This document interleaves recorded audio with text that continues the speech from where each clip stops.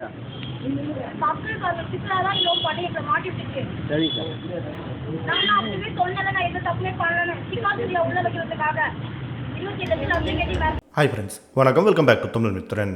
விருதுநகர் மாவட்டம் ஸ்ரீவில்லிபுத்தூரில் பசங்களை வச்சு தப்பான தொழில் பண்ணுறதாகவும் அதை வீடியோவை எடுத்து வச்சு பணம் பறிக்க முயற்சி பண்ண வழக்கில் இன்ஸ்டாகிராம் பிரபலமும் யூடியூபருமான திவ்யா கள்ளச்சி, கார்த்தி, சித்ரா உள்ளிட்ட 4 பேரை போலீஸார் அதிரடியாக கைது பண்ணியிருக்காங்க. சோசியல் மீடியாவில் வித்தியாசமான செய்கைகள் மூலமாக பலரும் பாப்புலர் ஆகிட்டு வராங்க. அந்த வகையில் பாப்புலரானவங்க தான் திவ்யா கள்ளச்சி. கார்த்தி மாமா அப்படிங்கிற நபர் தன்னை காதலிச்சு ஏமாத்திட்டதாகவும் அவரை தேடிட்டு இருக்கிறதாகவும் இன்ஸ்டாகிராமில் தொடர்ந்து வீடியோ வெளியிட்டு இவங்க பாப்புலரானாங்க.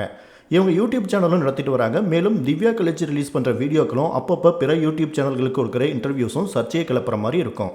இந்த நிலையில் தான் சில நாட்களுக்கு முன்னாடி தன்னை சமூக ஆர்வலர் அப்படின்னு அடையாளப்படுத்திக்கிற சித்ரா அப்படிங்கிறவங்க திவ்யா கள்ளச்சி மேலே பரபரப்பான குற்றச்சாட்டை முன் வச்சுருந்தாங்க.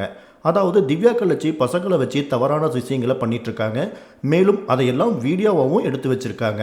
அந்த வீடியோக்களை வச்சு பணமும் சம்பாதிக்கிறாங்க.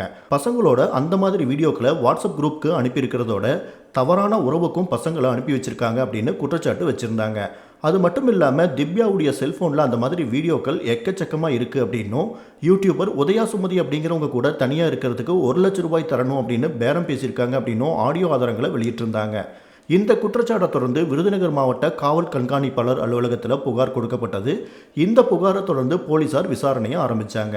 இந்த நிலையில் தான் தற்போது 4 பேரை போலீஸார் அதிரடியாக கைது பண்ணியிருக்காங்க. திவ்யா கள்ளச்சி, கார்த்தி, சித்ரா, ஆனந்த் உள்ளிட்டோரை போலீஸார் அதிரடியாக கைது பண்ணியிருக்காங்க.